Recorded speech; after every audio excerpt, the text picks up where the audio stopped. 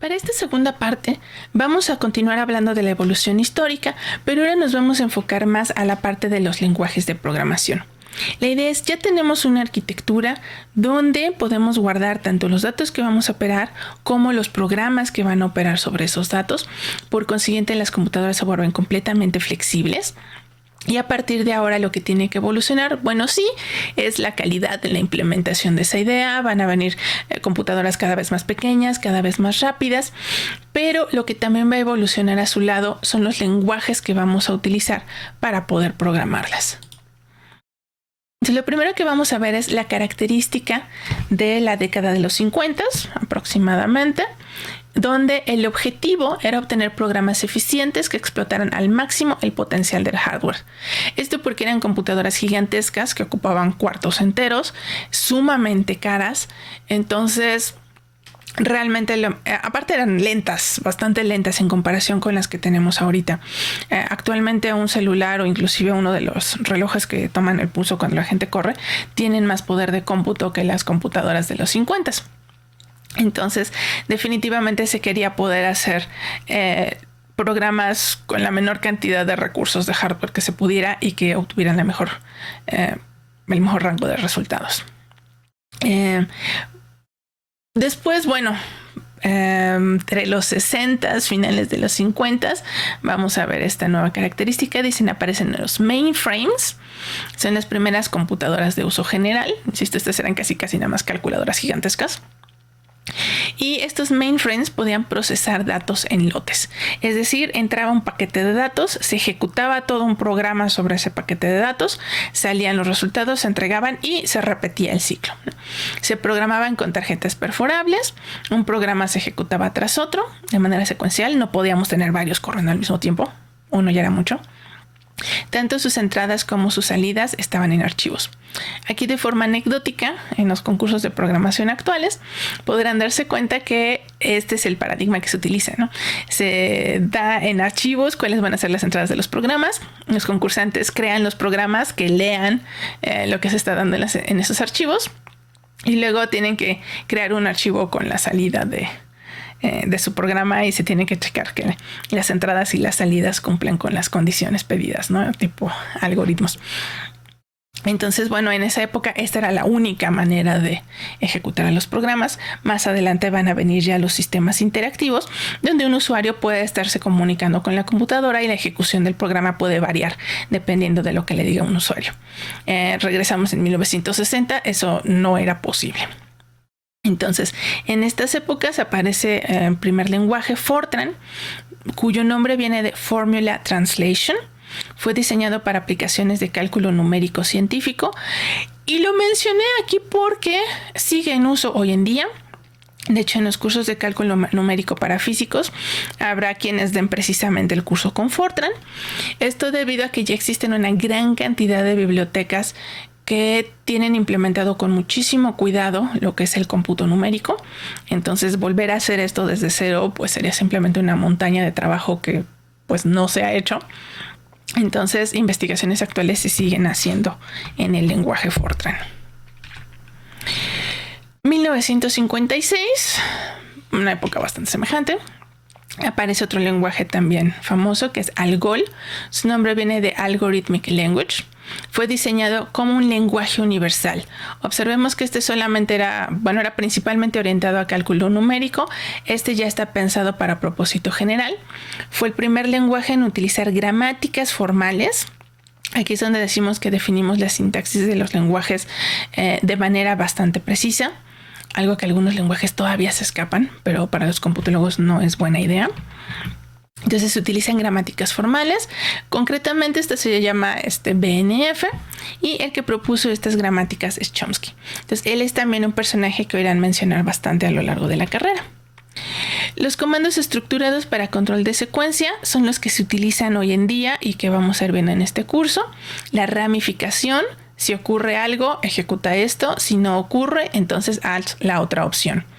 Tenemos while, que sirve para repetir un conjunto de instrucciones en un cierto número de veces. Y case, que es como una especie de generalización donde podemos decir, bueno, pues dependiendo de las circunstancias, puedes ejecutar diferentes instrucciones. Entonces, eso ya aparece desde 1956 con el lenguaje ALGOL. En 1960 aparece Lisp. Este es otro lenguaje que sigue con vida. Se le conoce como Lisp, es Lisp por Lisp Processor. Es un lenguaje funcional diseñado por el grupo de John McCarthy. Este nombre también lo van a ver en varias ocasiones. Y se utilizó para manipular expresiones simbólicas, diseñado especialmente para inteligencia artificial. De hecho, aquí incluye la mención a un recolector de basura. ¿En qué consiste la basura? Cuando nosotros estamos procesando datos, eventualmente va a haber datos que ya no estemos utilizando y están ocupando un espacio físico en nuestra computadora. Algunos lenguajes lo que van a hacer es que nos pidan que nosotros mismos declaremos que ya no estamos utilizando esos datos para que la computadora pueda volver a disponer de ese espacio. Bueno, Lisp es el primer lenguaje que incluye un programa que se encarga de revisar cuáles son esos espacios que ya no estamos utilizando y simple y sencillamente los libera, de manera que nosotros no tenemos que preocuparnos por esa parte. Luego tenemos otro lenguaje. En 1960 aparece COBOL, Common Business Oriented Language. Está pensado precisamente para negocios, para contaduría, y los sorprendentes se sigue utilizando en los sistemas bancarios incluso hoy en día. Como lenguajes de programación, tanto COBOL como Fortran realmente no tienen conceptos muy avanzados, pero precisamente porque tienen todas esas rutinas ya implementadas, siguen con vida y se siguen utilizando. Entonces podría ser que en su vida profesional se los lleguen a encontrar. En 1962 aparece otro lenguaje Simula, que nos interesa más que nada por el punto de vista histórico. Es el primer lenguaje orientado a objetos que introduce los conceptos de clase, objeto, subtipo, despacho dinámico de métodos, es decir, estos conceptos que veíamos que incluyen el paradigma de reutilizamiento de código, de encapsulamiento y que vamos a utilizar en el lenguaje que utilicemos este semestre, pues aparece precisamente desde 1962 con el lenguaje Simula. Después entramos ya a la década de los 70s. Los 70 se caracterizan por la aparición del microchip y las microcomputadoras. Y aquí aparece, casi le llamo el rey de los lenguajes. Seguramente van a tener que aprender algo de C. Se diseña presente alrededor de 1970, permite acceder a la funcionalidad de bajo nivel de la máquina y programar sistemas que interactúan más con el usuario. Entonces, aquí empezamos ya al fin la interacción con el usuario. Es un lenguaje que se utiliza muchísimo para programación de sistemas operativos y por eso es tan importante que nos permite acceder a la funcionalidad de bajo nivel. Casi podemos acceder al hardware. En 1970, también por estas épocas, aparece el lenguaje Pascal con otro concepto que vamos a utilizar nosotros. Es esta idea del P-Code. Es una especie de lenguaje intermedio. La verdad es que cada arquitectura de computadora, cada hardware tiene formas diferentes de alambrar sus componentes. Entonces, si queremos hacer un programa para ellos, pues tenemos que hacerlo específicamente para ese tipo de computadora. Estos lenguajes que les llamamos de alto nivel, como C, Pascal, ya desde Simula y COBOL ya ve algo de esto, Lisp definitivamente. Estos lenguajes ya no necesariamente tenemos que saber exactamente cómo están los alambres. Aparece también aquí otro concepto con el que vamos a trabajar, que es el compilador. Estos lenguajes casi se trata de hacer que sean parecidos al inglés. Y hay un programa que se encarga de traducir de este lenguaje hacia lo que veíamos antes, que era el lenguaje de máquina o el ensamblador. Entonces, al hacer esa traducción, el programa resultante en ensamblador solamente se puede ejecutar en la arquitectura que utiliza ese lenguaje ensamblador.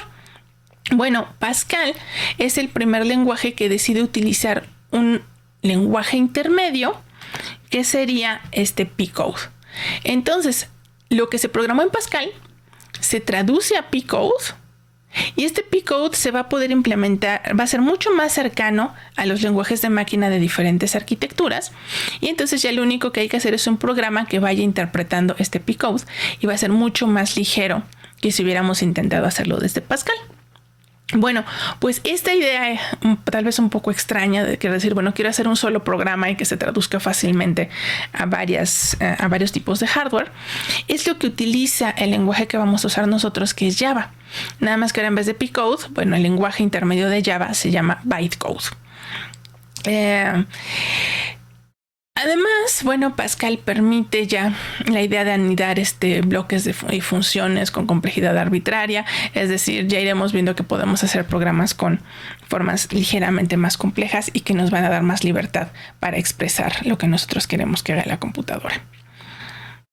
En 1970 todavía aparece Smalltalk, que también ya es un lenguaje un poquito más pensado hacia la orientación a objetos e introduce las reglas de visibilidad. Aquí vemos también ya una filosofía que nosotros vamos a tratar de grabarnos como regla de oro desde el principio, que la idea es que cuando tenemos objetos, sus datos son privados y la forma de comunicarnos con ellos es a través de los métodos, es decir, aquellas tareas que queremos que realicen. Nosotros le decimos, a ver, haz tu tarea. Bueno, eso es público. Cómo lo hace, cómo lo almacena, eso va a ser privado. Y eso es lo que nos va a permitir precisamente proteger con seguridad los datos dentro de nuestros programas. Entonces, esa idea ya andaba por ahí desde 1970. También en 1970 aparece el representante de la programación lógica, que es Prolog. Es el primer lenguaje de programación lógico en uso hoy en día, obviamente después de unas cuantas evoluciones. Utiliza los algoritmos de unificación y resolución restringida para calcular los valores que satisfacen las restricciones lógicas. Entonces, lo que tenemos realmente es una demostración lógica y esta demostración por detrás provee los resultados del cómputo. Como ya habíamos visto en la historia de Gödel, bueno, no podemos inferir absolutamente todo con este tipo de algoritmo, pero veremos que se pueden hacer programas bastante útiles en un rango muy interesante. Bueno, otros antecedentes rápidos. En 1977, esta es una anécdota bastante chistosa.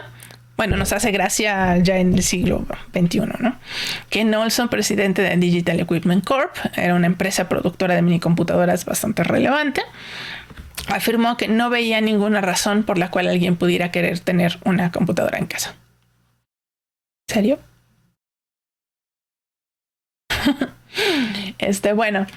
Sucede entonces en 1981 que IBM saca Lotus, que es el primer programa de tipo hoja de cálculo, al estilo de lo que ahora es Excel, y la opinión del público empieza a cambiar. Entonces parece ser que los contadores fueron los primeros en derribar esta afirmación y decir, sí quiero una computadora en mi casa, por favor.